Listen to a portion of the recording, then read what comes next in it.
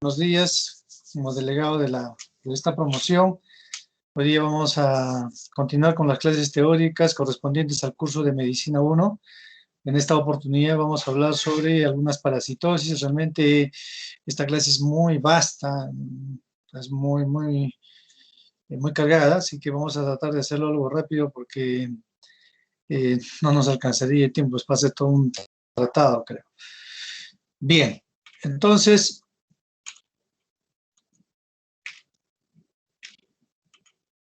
se han invertido algunos slides.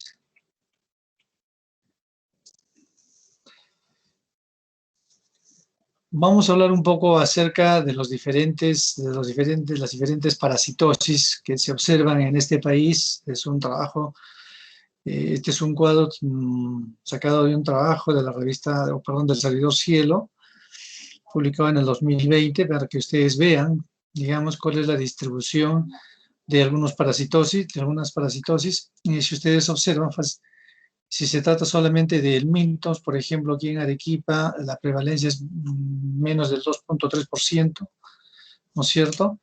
Si se trata de la selva, ven ustedes, la prevalencia de la helmintiasis puede llegar al 12.8%.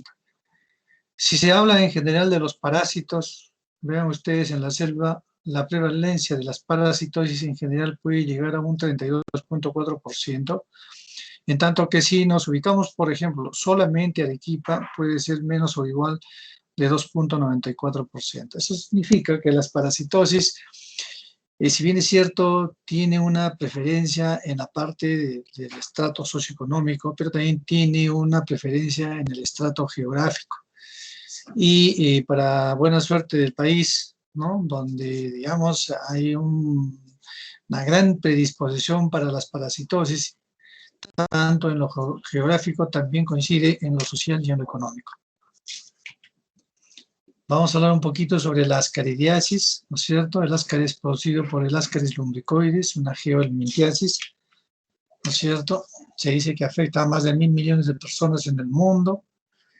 La mayor prevalencia, como ya vimos, ocurre en los infantes, aunque también puede ocurrir en las personas económicamente activas, ¿no?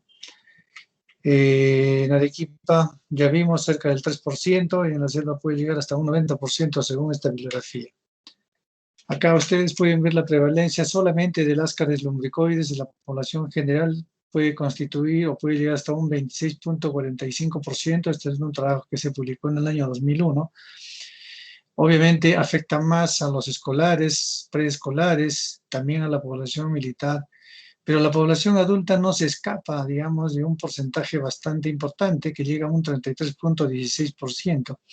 Esto yo creo que está relacionado ya al tipo de trabajo que realiza, ¿no? Gente que trabaja más en el campo y no tiene las medidas preventivas adecuadas, no usa un buen calzado, ¿no? Generalmente es gente del campo que está descalzo y obviamente muchas de las parasitosis pueden ingresar a la piel y en este caso el contacto con la tierra y digamos con los factores de riesgo puede conllevar pues a una rápida diseminación de este parásito.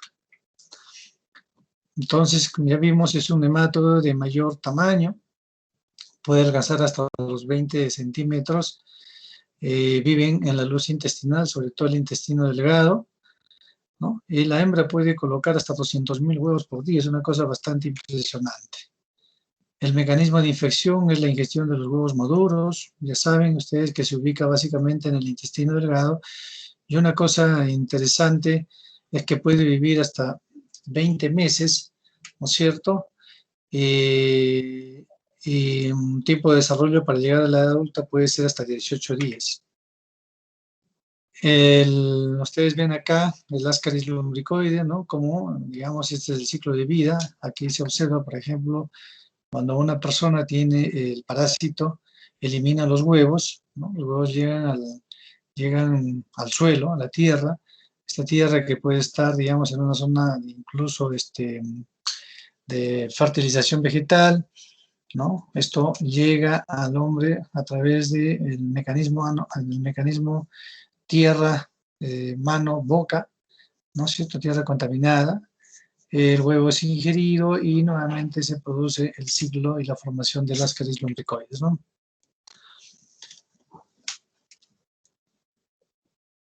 Este Ascaris lumbricoides sufre el ciclo de luz o se produce el ciclo de luz en el Ascaris lumbricoides. Eso significa de que una parte del huevo, cuando eclosiona a nivel del intestino, va a penetrar la luz del intestino, llega al pulmón, en el pulmón se van formando las diferentes etapas larvarias, asciende nuevamente por la tráquea y los bronquios y luego desciende por el esófago hasta llegar al intestino delgado, donde se desarrollan los parásitos ya adultos.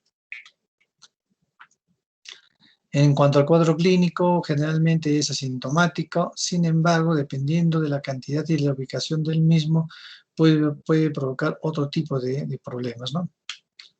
Vean ustedes acá, ¿no? El Ascaris lumbricoides produciendo una neumonitis en el síndrome de Loeffler o ciclo de luz. Ustedes van a ver acá una infiltración, ¿no es cierto?, que corresponde a una condensación, y acá un incremento en la trama intersticial, o en la trama broncopulmonar, perdón.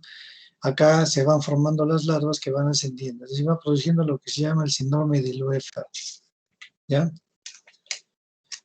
Esta constante migración que tienen estos gusanos, estos helmintos, es que puede provocar en algún momento obstrucción intestinal y generar un abdomen agudo. Puede provocar una obstrucción del colédoco cuando asciende a través del esfínter de Oddi, ¿no es cierto? O puede provocar un síndrome coledociano, una colecistitis aguda, pancreatitis, es decir, una serie de eventos que pueden provocar dependiendo de las características migratorias que van teniendo estos parásitos. En cuanto al diagnóstico, básicamente se recurre a la identificación de los huevos en las heces a través del método de Kato-Katz o de las técnicas de flota. La identificación de las formas adultas cuando son eliminadas, generalmente con las heces o a veces con el vómito, también se ha visto de que es suficiente para hacer el diagnóstico. Cuando esto no es posible, el diagnóstico imagenológico puede ayudar, sobre todo cuando existen algún tipo de complicaciones. Tanto la radiografía como la tomografía y la resonancia pueden ayudar.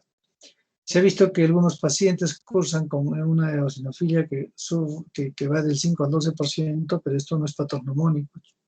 ¿No? Es una cosa que suele encontrarse a veces en este tipo de parasitosis. El estudio del PCR se ha visto que puede, digamos, ser útil para el diagnóstico, pero todavía, aunque es bastante sensible, todavía no tiene mucha utilización, ¿no? Los métodos de recuento de huevos es para determinar la carga parasitaria. Vean ustedes, una infección grave, cuando se producen más de 50.000 huevos, la cosa es fatal, ¿no? Ustedes vean acá en esta lámina cómo son los huevos del Ascaris lumbricoides, ¿no? En sus diferentes etapas.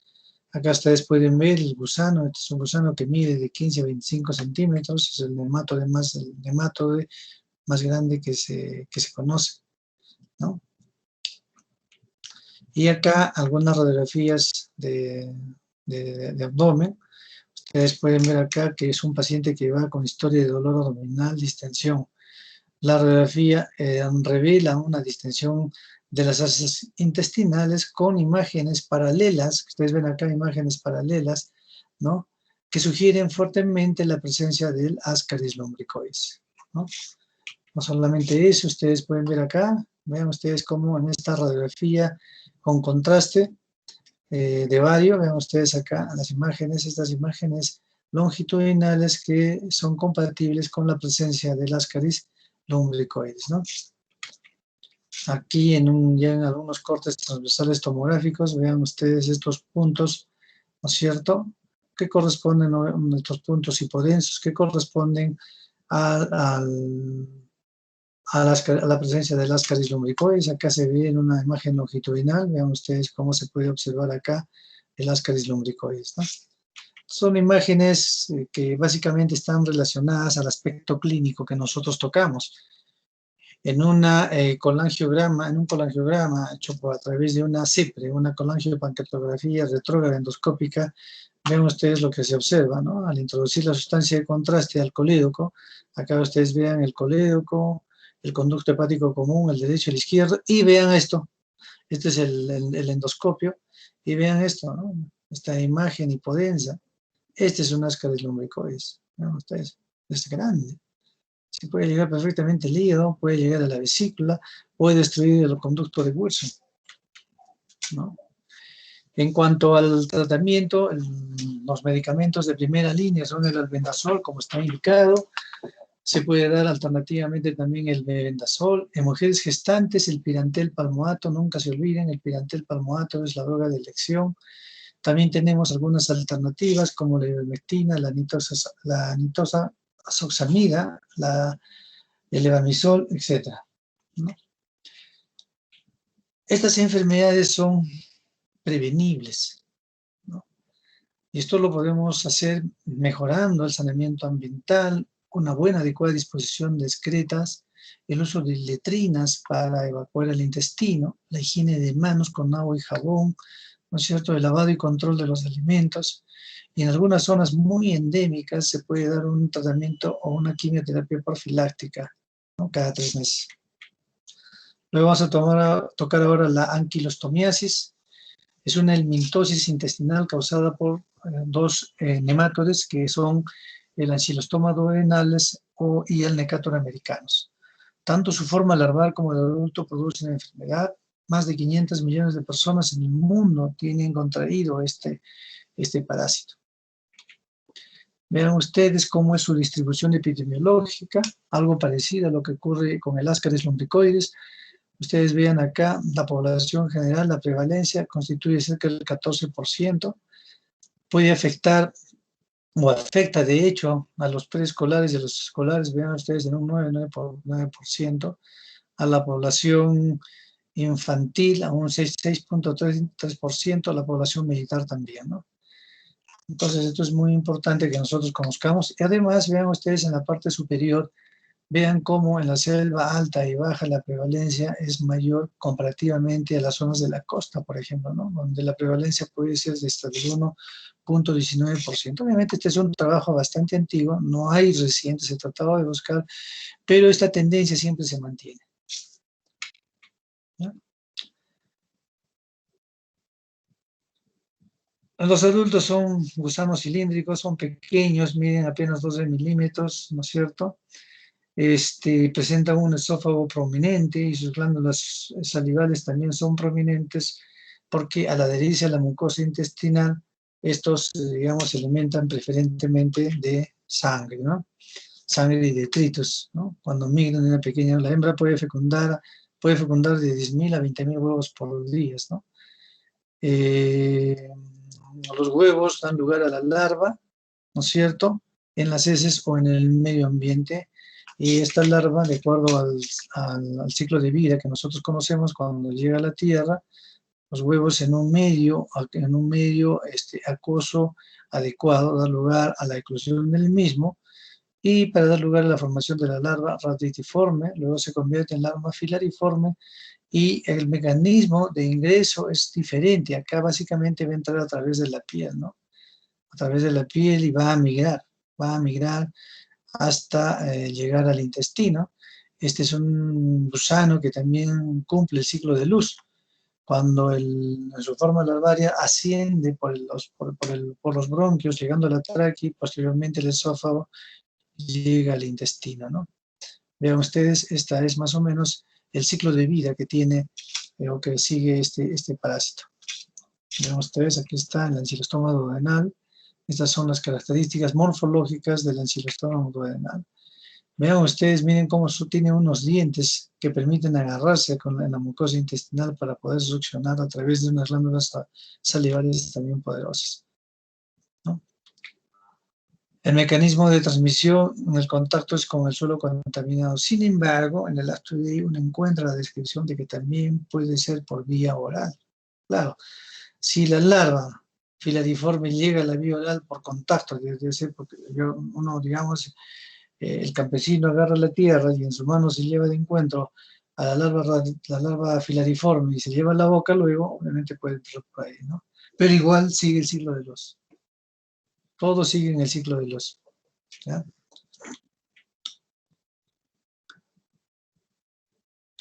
Muy bien. Dentro de las manifestaciones clínicas de este parásito está relacionado básicamente, por ejemplo, a presentaciones dermatológicas cuando penetra por la piel, cuando llega al pulmón para cumplir el ciclo de luz, produciendo un síndrome de Loeffler, ¿no es cierto? Cuando llega al intestino puede provocar síntomas gastrointestinales y posteriormente el paciente, sobre todo en los niños, puede condicionar una desnutrición crónica importante, ¿verdad? Y dentro de esta desnutrición crónica importante, además puede provocar anemia microcítica e hipocrómica, ¿no?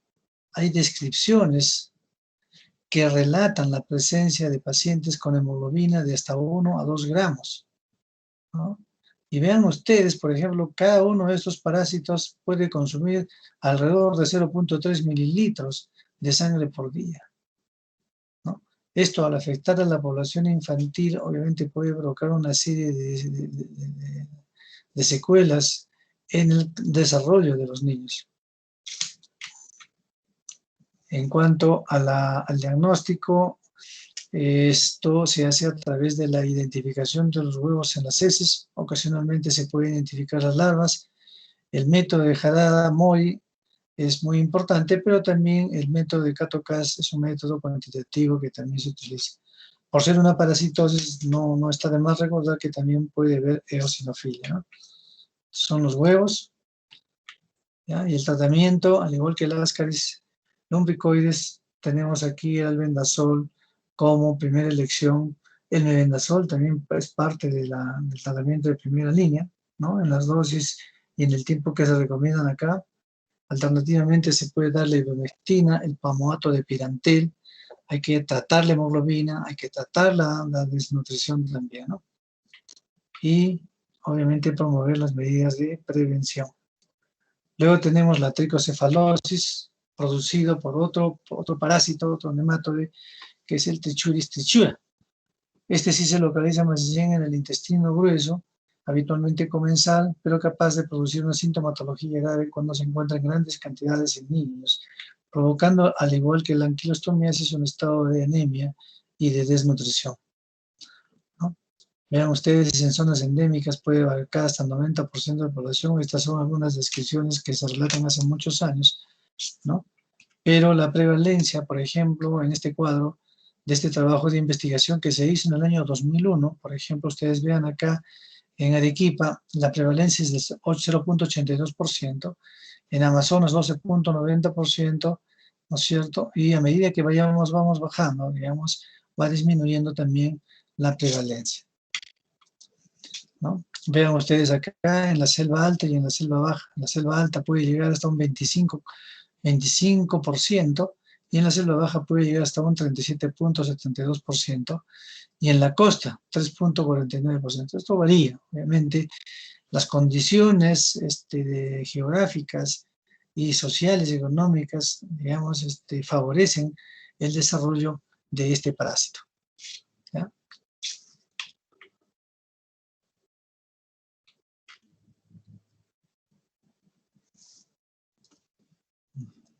Los huevos tienen el aspecto de limones o toneladas. Vean ustedes, acá están, tienen el aspecto de limones, ¿no? Vean ustedes, este parásito así más bien no cumple el ciclo del oso, ¿ya? Este es un parásito que ingresa a la boca y de frente se va al colon, ¿no?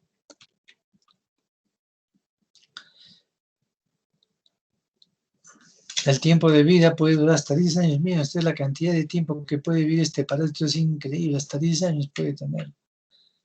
El daño está relacionado con la carga parasitaria. Las formas más agresivas se observan en niños desnutridos, ¿no es cierto? Puede provocar una colitis muy seria, ¿no? Y puede provocar una inflamación, digamos, de toda la zona retículo endotelial que se observa o que normalmente hay en la mucosa intestinal. Estos parásitos también son hematófagos y el hospedero, digamos, o mejor dicho, el almíbar puede consumir hasta 0.05 mililitros de sangre por día. Es impresionante. El cuadro clínico, dependiendo de la condición del paciente, generalmente son asintomáticos, ¿no? Y cuando existen síntomas, puede, digamos, observarse náuseas, vómitos, anorexia, ¿no? Y la famosa pica también puede observarse, pero sin embargo, en general el pronóstico es benigno, pero no hay que confiarse porque en niños, en pequeños, en la población infantil puede provocar cosas o casos más graves como desnutrición y anemia. Cuando la carga parasitaria es alta puede encontrarse eosinofilia que puede llegar a alcanzar hasta el 50%. Estos son reportes que se han dado respecto a esta parasitosis. Ustedes pueden ver acá la morfología clásica de los huevos del Trichura strichuri. Tiene la forma de un limón, ¿no? Con dos polos en sus extremos, ¿no? Y vean ustedes esta fotografía de un paciente que tiene una parasitosis compatible con Trichura strichuri. Vean ustedes cómo los parásitos están impregnados en el recto en un paciente que además presenta prolapso rectal. Vean ustedes, la cantidad es impresionante, ¿no? Es una parasitosis bien, muy, muy marcada, ¿no? En la mucosa del recto. Vean ustedes una microfotografía luego de una endoscopía, una colonoscopía. Vean ustedes cómo el parásito está impregnado, ¿no es cierto?, en la mucosa intestinal. El tratamiento es el albendazol. Una alternativa puede ser el albendazol, ¿no es cierto? Si la mujer está embarazada, ya saben que el albendazol no está recomendado, ¿ya?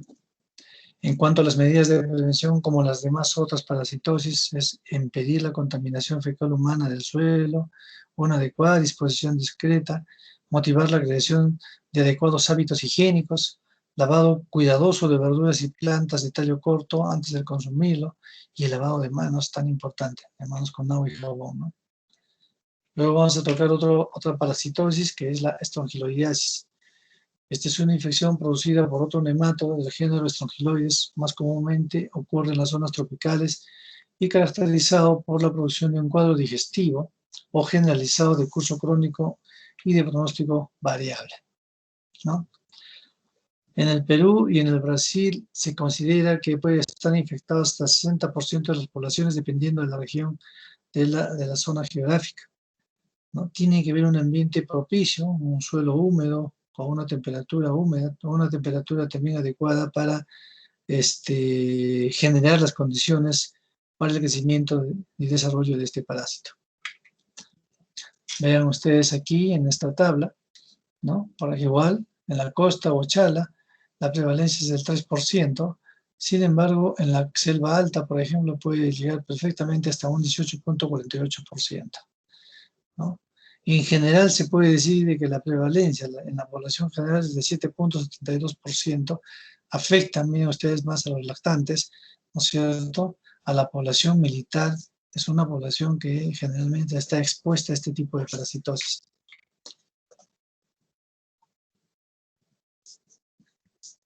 En su ciclo biológico alternan generaciones de vida libre y de vida parasitaria. Este es un parásito muy especial, pues tiene diferentes caminos en su ciclo de vida, ¿no es cierto? Ustedes van a ver acá, por ejemplo, los adultos al eliminar los huevos se convierten en larvas raditiformes. Si esta larva raditiforme se formó en el intestino, entonces se va a producir un ciclo interno de la misma y va a generar nuevamente la penetración de la mucosa intestinal y provocar la repetición del ciclo de luz. Ahora bien, si estas larvas caen, por decir, al suelo, puede ocurrir acá dos caminos. Un camino es que la larva raditiforme rápidamente se forme en una larva filariforme, que es el elemento infectante, ingresa por la piel. O se produce un ciclo sexual, ¿no es cierto?, en donde estas larvas raditiformes se convierten en machos o hembras y da lugar a la formación de huevos y finalmente se cumple el ciclo de esa manera, ¿no? Entonces se llama un ciclo directo, un ciclo indirecto y una autoinfección, ¿no? Vean ustedes aquí en esta imagen, en esta fotografía, digamos, cuáles son los diferentes mecanismos o modos de vida que tiene el estrongiloides para poder ingresar al organismo, en este caso del ser humano, ¿no? Llegar al intestino, ubicarse en el intestino delgado, penetrar en el mismo y luego cumplir nuevamente el ciclo de luz. Entonces, el elemento infectante es la larva filariforme y el de salida es la larva raditiforme. ¿Ya?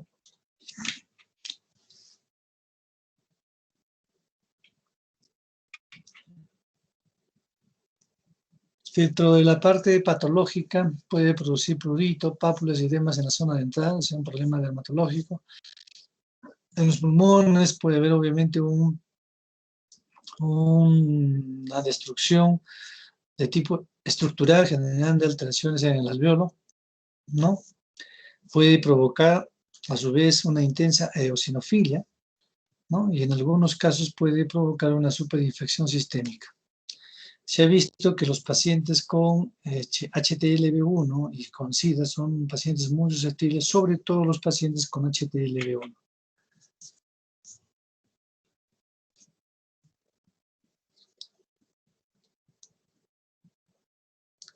Muy bien. Cuando llega al estómago puede provocar un dolor epigástrico difuso, puede provocar náuseas, vómitos y diarreas, puede generar un síndrome de mala absorción o esteatorrea, y en algunos casos puede semejar a una enfermedad de Crohn. Como les dije hace un momento, puede dar lugar a un síndrome de hiperinfección, sobre todo en pacientes con HTLV1. Acá ustedes tienen algunas radiografías de pacientes con estrongiloidiasis en el momento que están cumpliendo el ciclo de luz a nivel pulmonar, ¿no? Vean ustedes, esta es una placa pulmonar aparentemente normal, pero sin embargo acá ustedes pueden observar un aumento de la trama y acá un reforzamiento en la zona parailiar derecha, ¿no? Y en estos dos puntitos que ustedes ven acá, se plantea de que pueden ser los estrongiloides en sus diferentes formas para llegar al esófago. En cuanto al diagnóstico, el diagnóstico es muy difícil hacerlo en este tipo de parasitosis. Sin embargo, si se logra identificar la larva, sería una gran cosa. Pero identificar la larva, por ejemplo, a través de técnicas de concentración, se ha visto que su sensibilidad solo es del 50%. El más sensible de los métodos puede ser el método de plata-agar modificado, ¿no? Sin embargo, la estrongiloides, por ser un parásito muy, muy pequeño, es muy difícil de poderlo identificar. De ahí que mucho se ha recurrido también a la serología, y el test de ELISA parece ser, digamos, un elemento importante para poderlo diagnosticar. Sin embargo, existen muchos falsos negativos.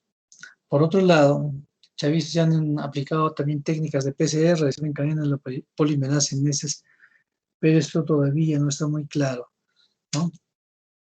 La endoscopía no es muy necesaria porque a veces no se logra ver nada. Como les dije, la prueba de ELISA tiene una sensibilidad del 85-90%, ¿no? La prueba directa en heces solo va a tener valor si hacemos una estratificación del estudio de heces. Por ejemplo, si tomamos 7 muestras seguidas, la sensibilidad puede mejorar hasta un 100%. O sea que mientras más pruebas hagamos, va a ser mejor. Vean ustedes estas pequeñas zonas eritematosas, aquí está metido el estrongiloide está metido dentro de la mucosa, no está como los otros parásitos que están en la luz intestinal, este está metido en la mucosa intestinal. Vean ustedes acá una vista histopatológica, ustedes ven acá el parásito. No se dispone de drogas efectivas al 100%, sin embargo, se ha visto que la ivermectina, dado por 2 días y en una sola toma, puede tener una tasa de curación que llegue a un 80-97%, ¿no? El albendazol constituye una alternativa para tratar la estrongiloides. En las formas diseminadas, masivas, por ejemplo, cuando afecta a pacientes inmunodeficientes como el HTLV1, la ivermectina se puede dar de 5 a 7 días, ¿no? O combinado con albendazol hasta que mejore el paciente. Las medidas de prevención es igual a las demás, ¿no? Evitar la contaminación fecal del suelo, mejorar las aguas, lavarse las manos, lavar los alimentos, una buena disposición de excretas, todo eso, ¿no? Ahora vamos a tocar a otro tipo de parasitosis. Vamos a tocar algunos protozoarios, ¿no? Dentro de ellos tenemos a a la entamoeba histolítica, ¿no? Generalmente es una infección asintomática. Puede afectar a una gran cantidad de personas en el mundo. La prevalencia en nuestro país es bastante alta, ¿no? Después de la infección por Escherichia coli, la amibiasis es la más frecuente. Existen varias cepas parecidas, por ejemplo, la entamoeba histolítica, la entamoeba dispar, la entamoeba Moskowski, ¿no? Siendo la entamoeba histolítica la forma patógena. Esta tiene dos formas de presentación, el trofozoito y el quiste.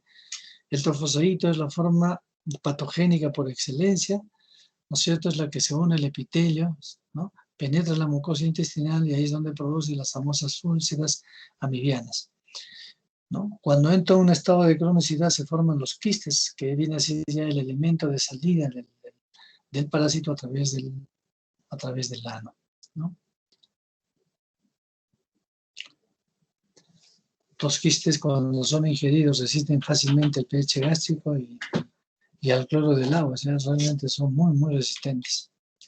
Vean ustedes acá un huevo de entamoeba histolítica. Este es el famoso ciclo de vida de la entamoeba histolítica, como ustedes vean, que se localiza básicamente en el intestino. Pero sí he visto que puede localizarse en una serie de órganos, desde el hígado, pulmón, cerebro, piel, ojo, a donde vaya, a donde la corriente lo lleve, ahí queda y ahí empieza a crecer la entamoeba histolítica, ¿no?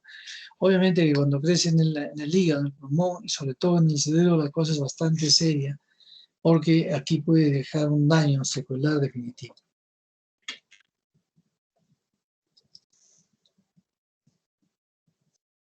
La prevalencia mundial es el 10% y en países desarrollados puede ser hasta el 50 al 80%. También se ha visto que se puede considerar como una enfermedad de transmisión sexual, ¿no? Esto también se ha visto, ¿no? En homosexuales la infección puede ocurrir hasta un 30%.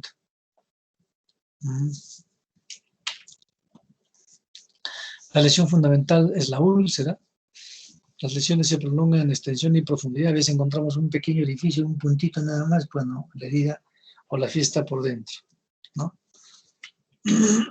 Vean ustedes acá en estas láminas, vean ustedes, esta es la úlcera amibiana. Interesante, ¿no? Digamos, la boca, ¿no?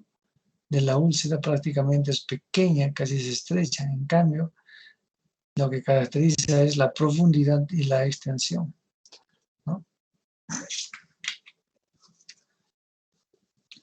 El 90% de los cuadros de amibiasis no tienen síntomas, nunca lo olviden, o sea que la amibiasis hay que buscar. Y cuando presentan síntomas, ¿no? Pueden presentar diferentes formas de presentación. En primer lugar tenemos la colitis amibiana no disentérica, que es la más frecuente, es la clásica, es la que todos conocemos, es la que nos manda al baño cada rato cuando ingerimos la entamoeba histolítica. Puede haber flatulencia, náuseas, llenura postprandial, dolor en el colon, ¿no? Luego tenemos la colitis amibiana disentérica, es una forma más frecuente de la amibiasis. Puede provocar un dolor más intenso, generalmente no hay fiebre, las deposiciones pueden ver sangre, moco. Esto es importante, ¿no? Y en niños puede haber incluso hasta prolapso rectal. De entre las complicaciones tenemos la colitis gangrenosa, es una disentería muy grave que puede llevar a la muerte del paciente. La perforación amibiana es otra complicación, la apendicitis amibiana y el ameboma, ¿no es cierto? El ameboma es una masa dura en cualquier lugar, que se forma en cualquier lugar del colon, preferentemente ciego y sigmoides. En cuanto al diagnóstico, el examen directo de heces puede darnos una sensibilidad de 85-95%. Se reconoce el quiste o el trofozoito, ¿no? En algunas situaciones se ha recurrido a las rectosigmoidoscopía y el tacto rectal, ¿no? El test de Lisa también se ha visto que puede ayudar a hacer el diagnóstico de amibiasis y sobre todo nos ayuda a diferenciar las diferentes entamoebas, ¿no? Dentro de las pruebas serológicas, ¿no? Para las formas extraintestinales sí puede tener un peso importante, ¿no? Vean ustedes acá, en una muestra, se puede ver los trofozoitos de entamoeba histolítica que se encuentran dentro de algunos eritrocitos. Vean ustedes las diferentes úlceras. Vean ustedes acá, en esta radiografía, con intestino contractado. Ustedes, ¿no? Pequeñas imágenes de sacabocado, ¿no? Interesante. Estas son muestras patológicas, ¿no?, de la amibiasis de un paciente que ha tenido una ameoma seguramente complicado y que, digamos, se le hizo una resección. Y vean ustedes cómo es una úlcera amibiana, ¿no?, con un cuello estrecho y un fondo profundo y extenso, ¿no? En cuanto al tratamiento, ¿no?, la mayoría de los antimibianos actúan sobre los trofozoitos, ¿no? Básicamente lo que se utiliza es el metronidazol, ¿no? Sin embargo, en las formas quísticas he visto que la paromomicina, el yodoquinol, son las drogas que pueden ayudar a eliminar los quistes. Recuerden que los quistes son los elementos de infección, son los elementos que son eliminados por el intestino, ¿no? Y son resistentes al metronidazol, a la paromomicina, al tinidazol, a la nitazoxamida, ¿no? Cuando la cosa es muy grave, puede administrarse metronidazol por vía endovenosa. Las medidas de prevención son iguales para todas, ¿no es cierto? La higiene personal, el lavado de los alimentos, el lavado de manos, la buena disposición de excretas, ¿no? Todo eso ayuda o contribuye a prevenir la infección, ¿no? Ahora bien, dentro de las formas extraintestinales tenemos en primer lugar el absceso hepático, ¿no? Es la localización más frecuente después del colon. La puerta de entrada siempre es el intestino grueso, vía portal, vía sistema porta, ¿no? Entonces se forma, digamos, el absceso hepático, ¿no?, provocando en algunas situaciones malestar, dolor en el hipocondrio derecho. El contenido es de aspecto achocolatado con grumos o restos de coágulos. Esto es muy importante, ¿no? Cuando uno iba a ser un cirujano y encuentra y abre, se encuentra con un absceso con esas características, bueno, dice, pues esto tiene que ser una amibiasis, no me muestra lo contrario. Puede ubicarse en cualquier sitio. Vean ustedes un absceso amibiano en el hígado, ¿no? Miren ustedes el absceso. Acá esta es una tomografía y acá una ecografía, ¿no? Este es el estómago, este es el vaso, esta es la aorta, esta es la vena cava, ¿no? Entonces ustedes van a ver acá, ¿no? Acá está la, ¿no es cierto?, la aorta con sus diferentes ramas. Otras formas extraintestinales como el absceso cerebral, la amibiasis pleuroparenquimal, la cutánea, la genital, ¿no? La forma de contaminación en estos casos puede ser por vía hematógena generalmente, pero también puede ser la vía por contigüidad. Y la giardiasis es otro protozoario que afecta al hombre, ¿no?, y que genera una enfermedad. Sobre todo afecta a los niños, ¿no?, y se adhiere a la mucosa del intestino delgado, ¿no?, y puede provocar progresivamente también cuadros de anemia o de desnutrición, ¿no? Al igual que la entamoeba histolítica, tiene dos formas de presentación, los trofozoitos y los quistes. Vean ustedes, estos son los trofozoitos, tienen en forma de pera, ¿no? Tienen la forma de pera con dos ojos, parece una careta, ¿no? El hábitat normal es el duodeno y la porción alta del riñón, ¿no? Tanto los quistes como los trofozoitos se eliminan por las heces. El mecanismo de infección es la ingestión de los huevos. Vean ustedes, este es el ciclo de vida, ¿no? Por las heces se eliminan los quistes o los trofozoitos, ¿no? Sobre todo que cuando llegan a la vía oral a través de los alimentos, nuevamente se repite la enfermedad, ¿no?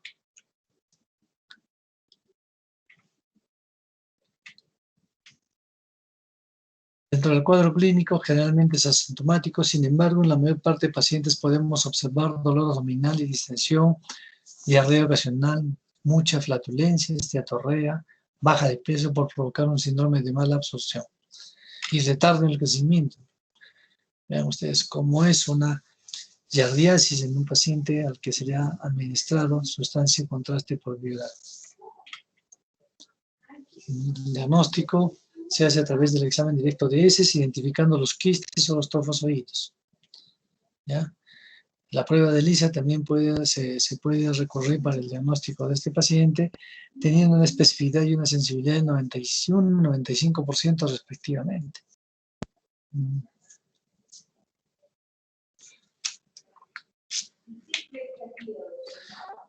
El tratamiento es a través de los nitroimidazoles, ¿no es cierto? Por ejemplo, dar metronidazol, furazolidona, ¿no? En las dosis y días recomendados. Las medidas de prevención son siempre las mismas. Luego tenemos la hidatidosis. La hidatidosis es una zoonosis que afecta al hombre y al ganado. El perro es el huésped definitivo, ¿no? Porque ahí se aloja el gusano, un platelminto. Tiene una forma larval y un metacesto del género Echinococcus. Existen varios equinococos, el granulosus, el multiloculares, el Boyeli y el oligarto. Los patogénicos o los patológicos son los granulosos y el multiloculares. En nuestro medio solamente se ha visto la equinococosis por el Echinococcus granulosus. En su ciclo de vida, este platelminto, cuyo huésped principal es el perro, elimina los huevos llegan al suelo, el hombre ingiere los huevos, ¿no? Se libera el embrión hexacanto, digamos, penetra la mucosa intestinal y entonces empieza a migrar. Llega primero al hígado, que es el sitio de mayor prevalencia, luego puede llegar al pulmón y sucesivamente también puede llegar a cualquier órgano de la economía, como ustedes van a ver, ¿no?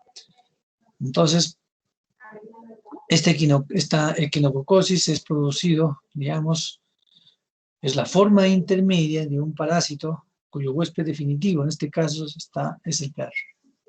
Y los huéspedes intermediarios son otros mamíferos como las ovejas, el ganado vacuno, etc., ¿no? Esa es la teña de la equinococosis, ¿no? Si el huevo es ingerido, llega al duodeno, se libera el embrión hexacanto, como les dije, atraviesa el intestino y llega al hígado y al pulmón, ¿no? Puede desarrollar hasta un tamaño de 8 a 15 centímetros de diámetro. El desarrollo es lento y puede ser hasta 0,1 centímetro por año. O sea, puede estar ahí un montón de años. Este quiste hidatídico tiene una capa interna que es la cutícula, que es una capa externa, perdón, que es la cutícula, y una capa interna que es la capa germinativa prolígera, en donde se van formando pues los quistes hijos, ¿no? Así es. Y hay una tercera capa que se llama adventicia. Esta tercera capa que se llama adventicia es más bien dependiente de la respuesta inflamatoria del huésped. Vean ustedes acá un quiste hidatídico en un paciente al que se le extrajo, digamos, una porción del hígado. En cuanto al contenido, generalmente es un contenido líquido en donde puede a pesar, además de agua y electrolitos, puede haber algunas otras sustancias, ¿no? Tenemos algunos elementos figurados como las vesículas prolígeras, los escoles y los ganchitos, ¿no? Es decir, todas las estructuras, ¿no?, dependientes de la formación de la capa germinativa, ¿no? Entonces la adventicia, como les dije, es una envoltura fibrosa dependiente de la respuesta inflamatoria producto del sistema inmunológico.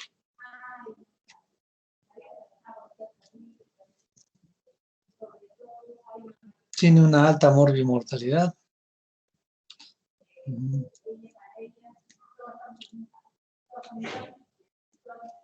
El hígado y los pulmones afectados en aproximadamente el 67 al 25% de los casos. La mayoría de los pacientes tienen afectación de un solo órgano, esto es algo que no está claro, no se sabe. Un solo quiste está presente en más del 70% de los casos. En cuanto al mecanismo de infección, ya les dije, la ingestión de huevos a través de pastos y aguas contaminadas con huevos de este parásito, ¿no? Cuando se produce la ruptura de una hidátide, puede haber una autoinfección. Esto puede producir una hidatidosis peritoneal primaria, ¿no? Una cosa muy rara, pero se ha podido observar, ¿no? Vean ustedes, este es el ciclo de vida. El parásito, este es esto que se encuentra, que se encuentra en el intestino, ¿no es cierto? Va eliminando los huevos son ingeridos por el hombre, ¿no? Se van desarrollando y también pueden ingresar al ganado bovino o al ganado vacuno. Generalmente es asintomática, se comporta como tumor y las manifestaciones se van presentando dependiendo de la compresión mecánica que va produciendo. Sin embargo, cuando estos se revientan por alguna razón, pueden provocar hasta una reacción anafiláctica. Dentro de las formas extrahepáticas o extrapulmonares tenemos que puede afectar al sistema nervioso central, al ojo, al riñón, intestino, ¿no es cierto? Pueden haber formas miliares también. Y esto a su vez ocasionar algunas otras complicaciones, ¿no? Como la infección bacteriana, ¿no? Una complicación también es la ruptura del quiste, ¿no?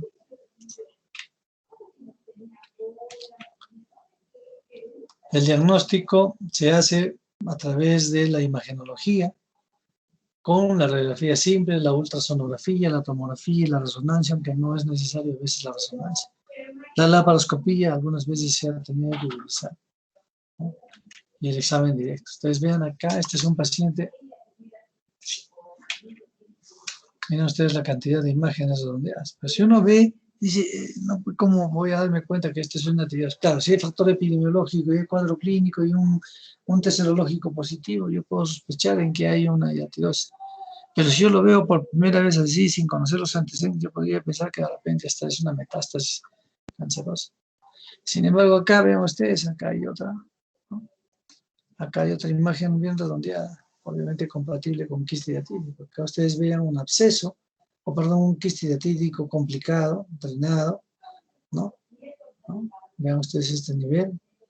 Acá ustedes van a ver, miren ustedes, esta es una hiatidosis pulmonar múltiple, con quistes grandes, miren, impresionante, ¿no? Acá, aquí y arriba.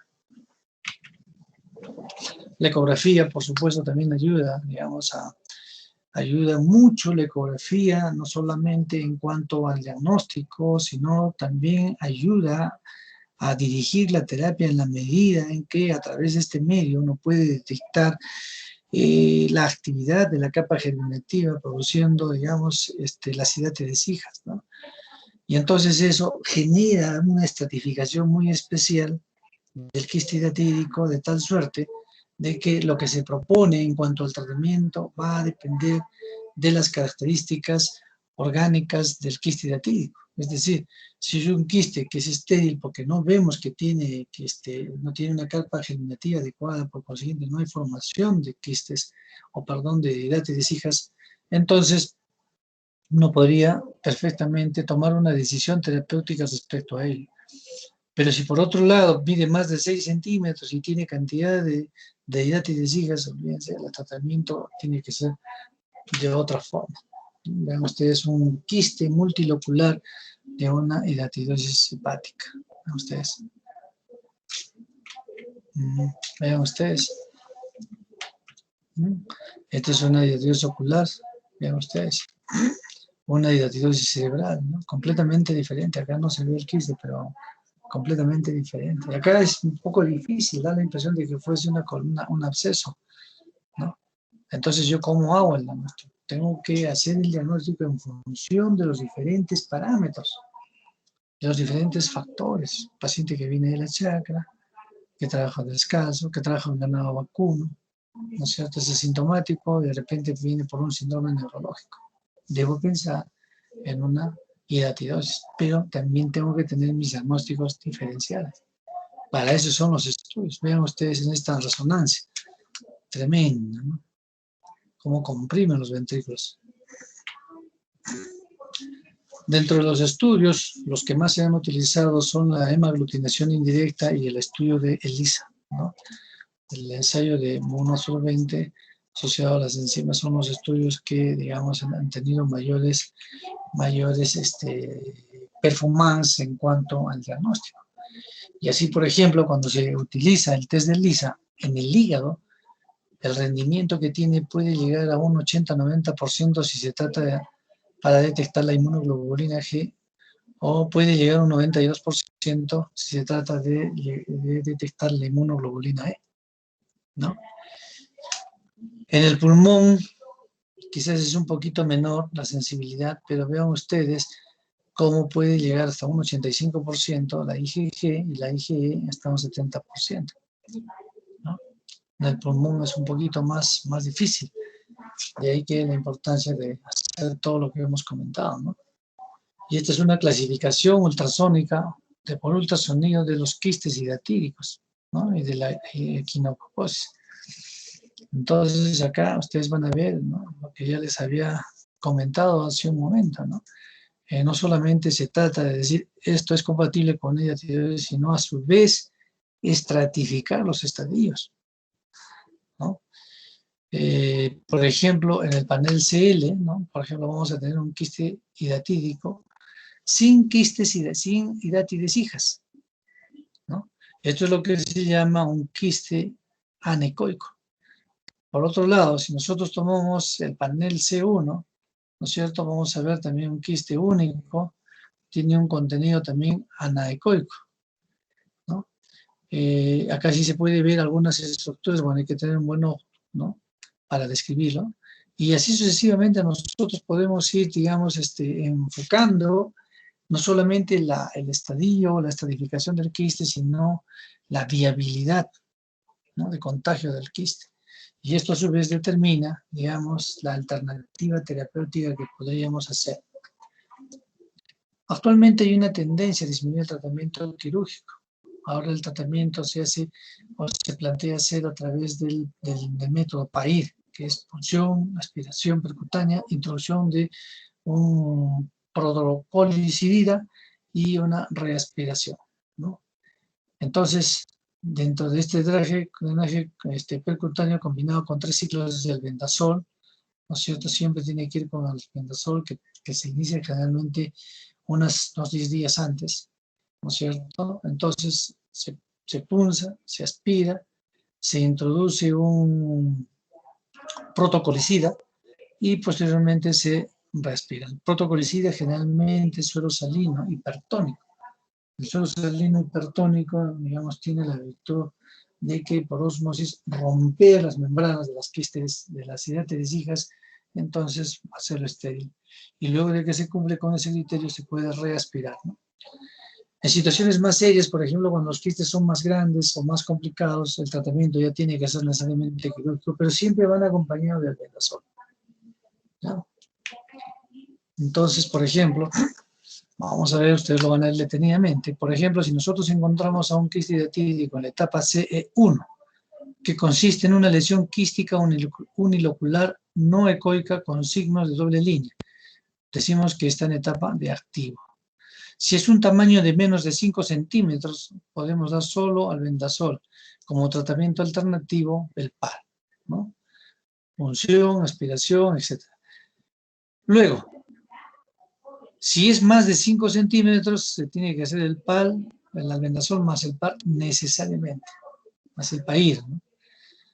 Si, por ejemplo, está en el estadio C4, quiste con contenido heterogéneo hipoecoico, hiperecoico, sin quistes hijas, inactivo, tamaño, es variable, ¿no? El tratamiento preferible puede ser la observación. En otras palabras, no se hace nada. Se deja nomás ahí y solito va a ir reabsorbiéndose con el tiempo, ¿no? Y así sucesivamente, eso es más lo que más o menos se plantea en la hidatidosis pulmonar, sobre todo en la hepática. La cirugía interviene cuando los quistes son complicados. Hay múltiples vesículas hijas, cuando los quistes son mayores de 10 centímetros, ¿no? Cuando los quistes se han complicado porque se han habido ruptura, ¿no? Cuando hay quistes en otros lugares que no sean el hígado, ¿no? Y la terapia siempre debe ir asociada al albendazol, por lo menos por 4 semanas. Vean ustedes, acá está, ¿no? Vean ustedes cómo, miren, el quiste ha crecido tanto que ha comprimido el colédoco. Vean ustedes, lo ha comprimido, lo ha vuelto un ladito. Vean ustedes, este es un quiste, acá saliendo el quiste luego de una cirugía. Muy bien. Ahora vamos a tocar la toxoplasmosis. Es causada por un parásito, otro protozoario, que es el Toxoplasma gondii. Afecta a todos los tejidos a nivel intracelular, Generalmente da un cuadro sintomático. Sin embargo, en pacientes inmunocomprometidos puede reactivarse y provocar un cuadro sistémico. Puede afectar a gestantes, a feto y al sistema nervioso central, ¿no? Me van a dar un minuto, por favor. Vamos a hacer un minuto de pausa. Voy a tomar un poquito de agua.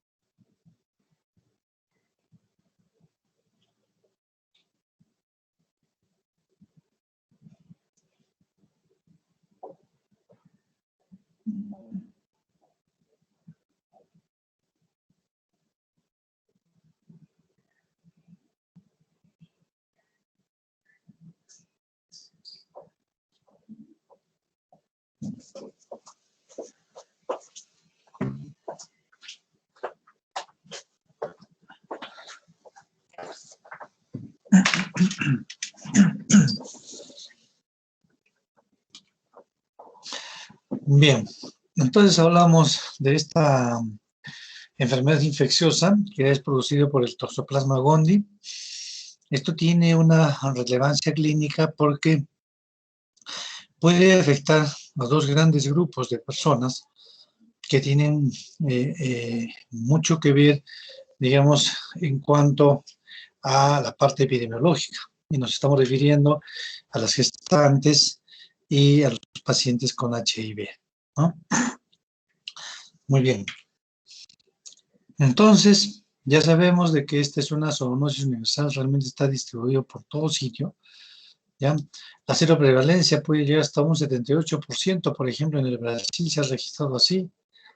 Aún en los países, en algunos países desarrollados, por ejemplo, de Europa, la prevalencia puede llegar hasta el 87%. Realmente los hábitos son importantes en la aparición de esta enfermedad, porque el mamífero, que es el huésped definitivo y que lamentablemente está cerca de nosotros, es el gato, ¿no? Muchas familias tienen un gato, como muchas familias se ganan el gato del vecino.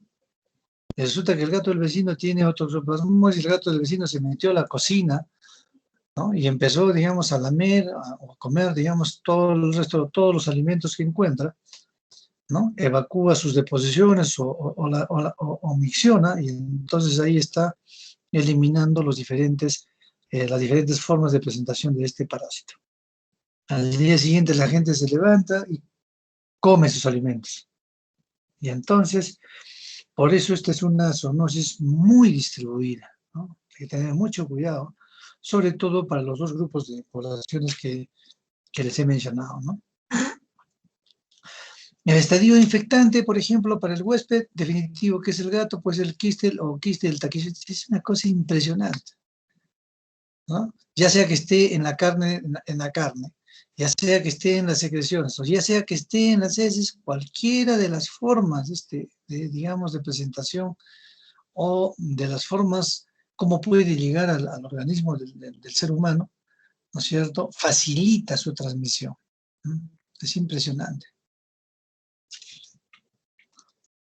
Vean ustedes aquí el gato, los mamíferos son los huéspedes definitivos y en ellos prácticamente se reproduce todas las formas, ¿no?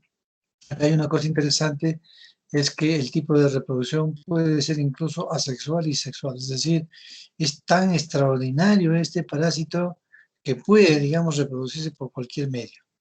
Y ahí la importancia de cuidarse mucho, digamos, ante esta enfermedad, ¿no? El estadio de salida, por ejemplo, del huésped definitivo en este caso es el taquizoíto que se va a encontrar en las secreciones. Saliva, ¿no es cierto? Orina, lágrimas, etcétera, ¿no? Y a través de las heces salen los zooquistes, ¿no? Pero el huésped intermediario, por ejemplo, que es son algunos mamíferos, aves, y el mismo hombre, el elemento de salida es el taquizoíto. Este taquizoíto que se puede encontrar incluso en algunos tejidos.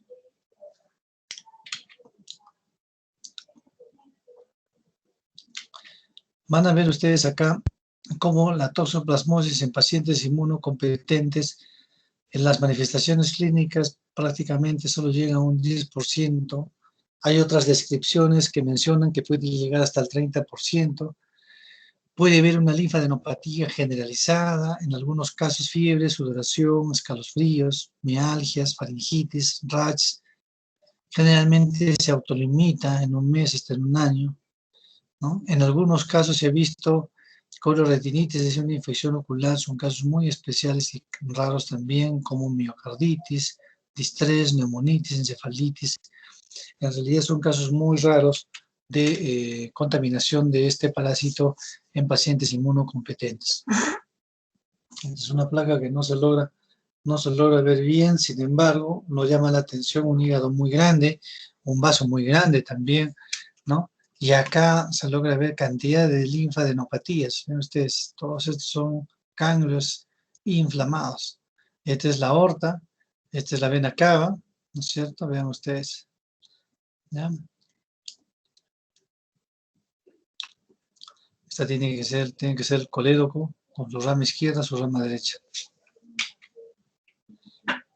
El diagnóstico diferencial hay que hacerlo siempre con el virus Epstein-Barr, el citomegalovirus, el HIV, tulademia, enfermedad por arañazo del gato, la tuberculosis y otras enfermedades también.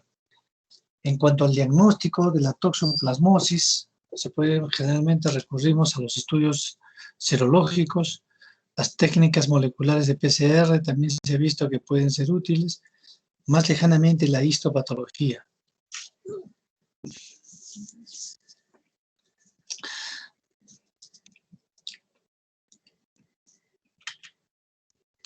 Entonces, dentro de los estudios serológicos tenemos el ELISA, que es el más usado, ¿no? Este método nos permite detectar la inmunoglobulina M y la inmunoglobulina G, que pueden tener una sensibilidad hasta el 96% y una especificidad hasta el 99%, es decir, altamente rendidor.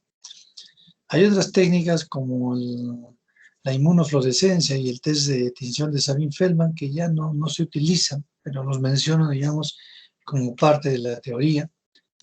Lo importante acá es, entonces,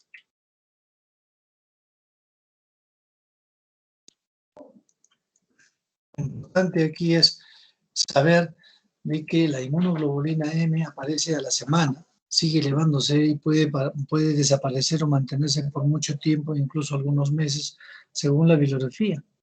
Luego aparece a las 2 semanas la inmunoglobulina G y puede tener un pico máximo de 8 semanas y este dura para toda la vida. Como este es un microorganismo, este es un parásito que se localiza dentro de las células de los diferentes tejidos del ser humano, va a estar ahí en forma quiescente toda la vida. Por consiguiente, el anticuerpo que siempre va a estar específicamente contra esta forma de presentación que son los zooquistes es la inmunoglobulina G. De tal manera de que si nosotros encontramos inmunoglobulina G, estamos haciendo el diagnóstico de un proceso antiguo. Pero si encontramos inmunoglobulina G con inmunoglobulina E, probablemente está en la fase de transición entre la inmunoglobulina M y la inmunoglobulina G cuando se trata de toxoplasmosis.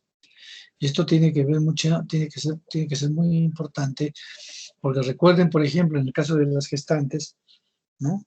Si la gestante ha sido contagiada durante el embarazo, o si ella ya venía con la enfermedad antes del embarazo, aquí vamos a encontrar que la inmunoglobulina G, en el segundo caso, es decir, cuando ya venía con la enfermedad antes del embarazo, estos anticuerpos inmunoglobulina G va a traspasar, digamos, la placenta y va a llegar al feto. De tal suerte que cuando el feto nace, o el recién nacido nace, entonces vamos a encontrar inmunoglobulina G. Pero si encontramos inmunoglobulina N en un recién nacido, es muy probable que la infección haya sido recientemente contagiada, es decir, en el último trimestre del embarazo, ¿no? Y esto aclararía bien, ¿no? La situación de que de repente, probablemente, ¿no? Aunque sería muy difícil de decir, probablemente la infección sea dependiente de la infección contraída por la madre y no tanto por el niño. ¿Cuándo nosotros podríamos discernir este dilema entre ver si la infección es del niño o es de la madre? ¿No? Dejar pasar el tiempo, ¿no? Y al mes o a los 3 meses tomar nuevamente, hacer el estudio serológico. Si nosotros encontramos en el ya el recién nacido una inmunoglobulina G, ¿no es cierto?, podríamos asumir de que se trata de una inmunoglobulina G producida por el feto. Esto sobre todo cuando lo hacemos, por ejemplo, al año, ¿no? ¿Ya? Se dice que la inmunoglobulina G puede durar de 6 hasta 10 meses, la inmunoglobulina G transmitida por la madre, luego de lo cual desaparece. Y si persiste la inmunoglobulina G, entonces podríamos decir que el feto realmente contrajo la infección, ¿no?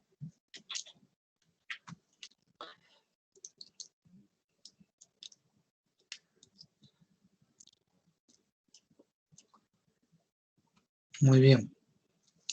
Otro de los estudios que se utiliza es la reacción en cadena de la polimerasa, el PCR. Detecta el parásito en la sangre, ¿no es cierto?, en el líquido cefalorraquídeo, en el neumo acuoso, lavado bronquial. Tiene una especificidad importante, pero una sensibilidad del 15 al 85%. Y esto porque a veces es muy difícil encontrar los tejidos necesarios como para poder detectar el DNA, digamos, de este parásito. Dentro de la histopatología, nosotros podemos encontrar, a través de algunas biopsias, detectar el taquizoído o el quiste, ¿no? Eso es muy, muy raro hacerlo. Generalmente se recurre al test de Lisa y ocasionalmente al PCR. Ya vean ustedes una célula llena de taquizoídos, de paradizoídos, impresionante. Con radizoídos libres también. Bueno, que hayamos visto ya. También se utiliza la inmunoglobulina A, pero se ha visto que la inmunoglobulina no tiene tanta performance como la M o la G. El test de tinción de Sabin-Feldman prácticamente es un test, ya, digamos, que viene de muy atrás, que no se utiliza, lo mismo el IFA, lo mismo el ISAC.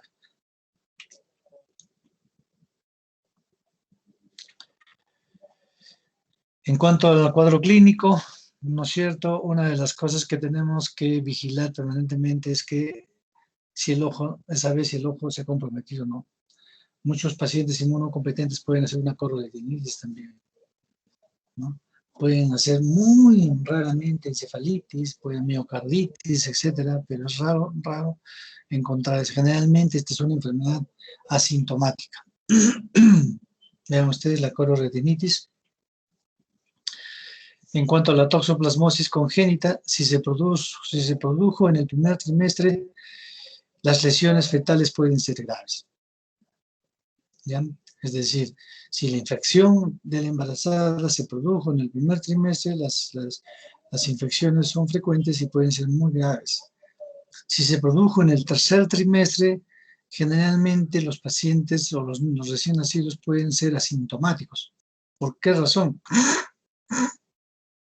Porque para esa fecha, ¿no es cierto?, ya se formaron las diferentes estructuras, Entonces la probabilidad de daño, digamos, disminuye y la capacidad de protosíntesis de anticuerpos es mayor en los fetos. Pero por otro lado, si el contagio se produjo antes del embarazo, como les vuelvo a repetir, la paciente significa que ya tiene inmunoglobulina G y lo más probable es que el niño no le pase nada. ¿Ya? Entonces, cuando nosotros queremos diagnosticar una toxoplasmosis congénita, tenemos que preguntarnos, ¿la infección ocurrió dentro del embarazo o fuera del embarazo? Si es fuera del embarazo, no nos preocupemos mucho. Siempre y cuando esto fue, digamos, un tiempo prudencial, lejano del embarazo, de repente un mes o más todavía, ¿no? Si es una semana antes, la cosa es fuerte porque, digamos, se podría pensar de que habría un contagio de tipo vertical. ¿Y qué tipo de lesiones podemos encontrar? Microcefalias, hidrocefalias, calcificaciones, ceguera, epilepsia, es decir, es espantoso la cantidad de secuelas que pueden observarse en recién nacidos que fueron infectados en el primer trimestre. Y esta imagen siempre la muestro a mis alumnos, obviamente a ustedes también para que vean, ¿no?, cómo esta imagen puede describir toda la enfermedad de la toxoplasmosis, ¿no?, y de lo que hemos conversado hasta el momento, ¿no? La señora joven, embarazada, que cría gatos y le da de comer, ¿no es cierto? Ya sabemos que el toxoplasma sale por las secreciones, por la saliva, no sé, y ustedes saben que los animalitos, pues ellos no reparan, ellos no van a discernir entre, digamos, el evitar sus secreciones por el cuerpo. Entonces agarro, lo llevo al gatito, no le agarro la boca, pero le agarro el pelo, y ahí están los quistes, los rasaditos, los taquizoiditos, etc. Y entonces, simplemente después agarro y me meto la mano en la boca comiéndome el sándwich. Y entonces se genera la transmisión vertical. Si es en el primer trimestre, la cosa es muy seria. Si es en el tercer trimestre, existen probabilidades, altas probabilidades de que el niño pueda salir bien o puede tener algún otro tipo de problema también, ¿no? No está exento.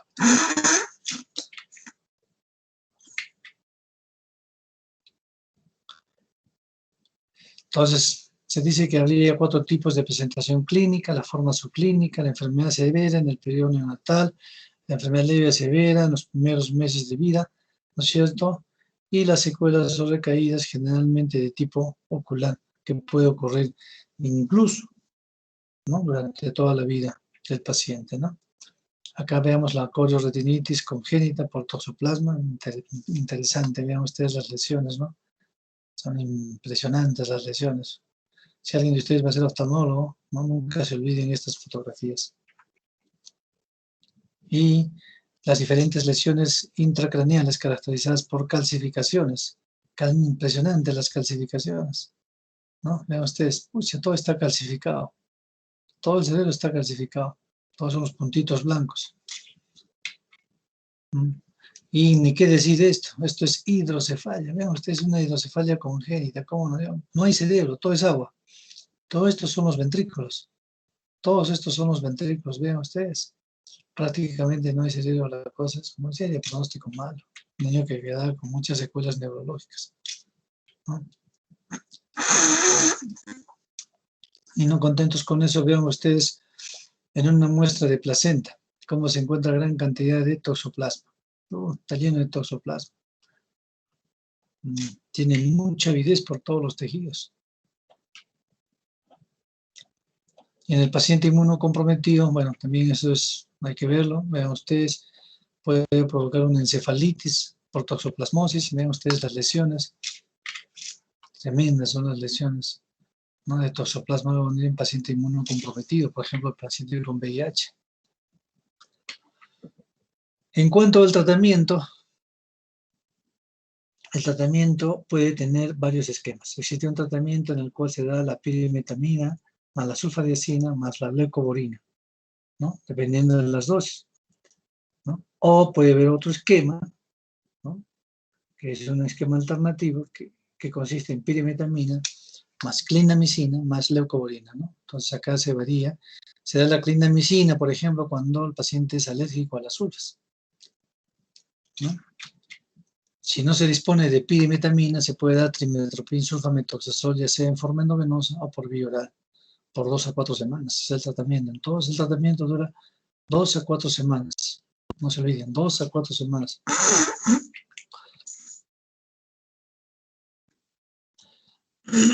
Otros regímenes alternativos puede ser pirimetamina más atovacuna o más leucovorina clásica, o la pirimetamina más acitromicina más leucovorina clásica, ¿no? La acitromicina también es importante, ¿no? La acitromicina está en todo. Bueno, esto es prácticamente una descripción del tratamiento o de los esquemas de tratamiento que ya les hemos mostrado.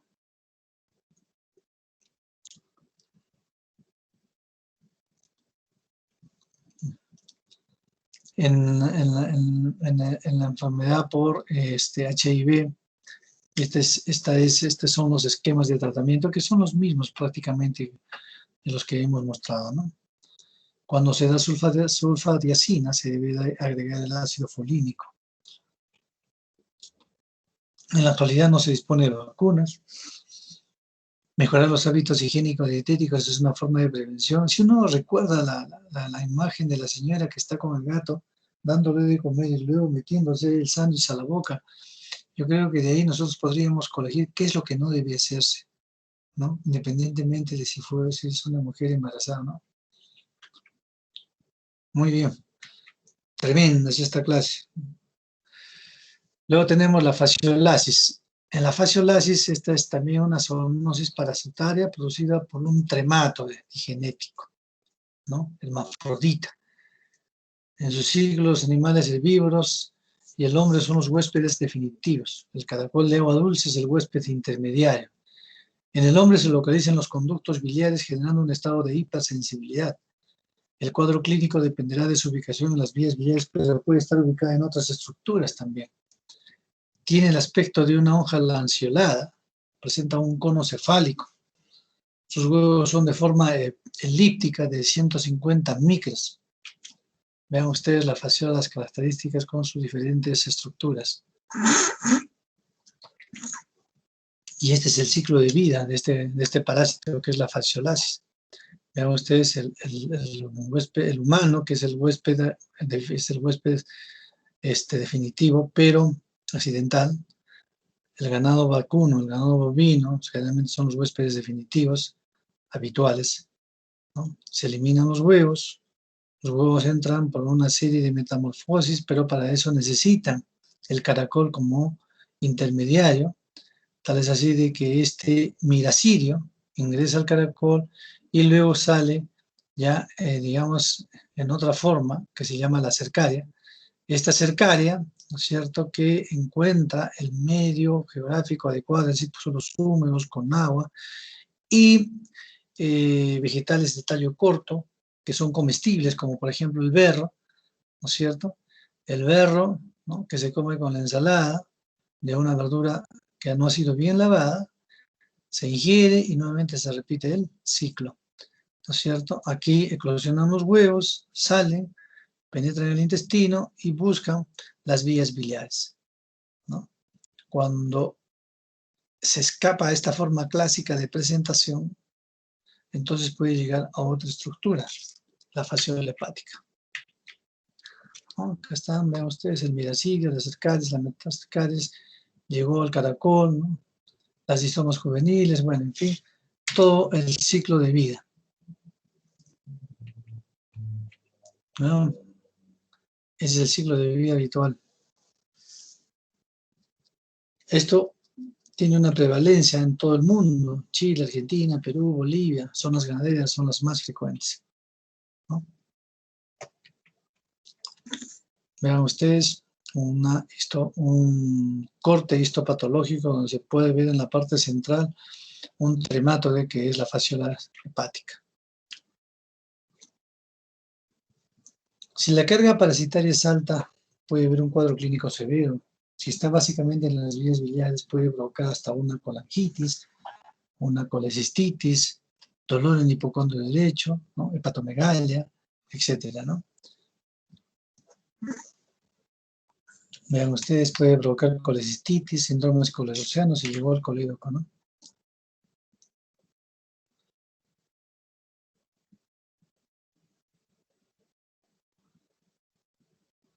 Vean ustedes, puede llegar al corazón, puede llegar al sistema nervioso, es decir, puede llegar a un montón de sitios. Si es que se escapa y, digamos, puede sortear el flujo, la circulación sanguínea, hepática, puede ir a cualquier sitio. Pulmón, pleura, sistema nervioso, ojo, cualquier sitio, ¿no? La fase crónica biliar generalmente es asintomático, pero ya saben ustedes, una de las características de la fasciolasis es la eosinofilia. Vean ustedes acá en algunas muestras tomográficas, acá, ¿no? Vean ustedes, estas son imágenes compatibles con este trematoide. Vean ustedes, ¿ya? Pero hay que sospechar. Si uno ve así, no puede decir, pues esto es un trematoide, porque yo no puedo ver. Pero si yo tengo la epidemiología, tengo el cuadro clínico, ¿no? Tengo el antecedente, entonces tengo que pensar en que probablemente esto es así. Les cuento un caso clínico de un paciente que llegó con un síndrome histérico joven, grave, es una colangitis. Y el paciente se moría, se moría, se moría. Y a alguien se le ocurrió pedir un examen de heces y encontró el huevo de la fasciolasis, para Paracincoantel inmediatamente. El paciente se salvó. Entonces hay que pensar en todo esto. Detección de huevos, parte del diagnóstico de esta parasitosis. Vean ustedes acá tremenda, una CEPRE que se le hizo, ¿no? Al paciente se le coloca una sustancia de contraste en el colédoco. Vean ustedes prácticamente el conducto hepático izquierdo no se ve, un colédoco bastante dilatado, ¿no es cierto? ¿Ah? Impresionante.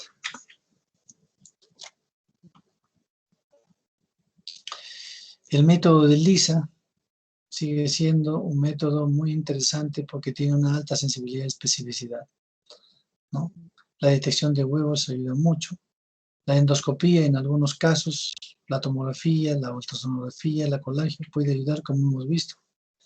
En cuanto al tratamiento, el triclavendazol, como les dije hace un momento, es la droga de elección. Alternativamente se puede dar vitionol o en algunos casos también se da la nitazoxanida.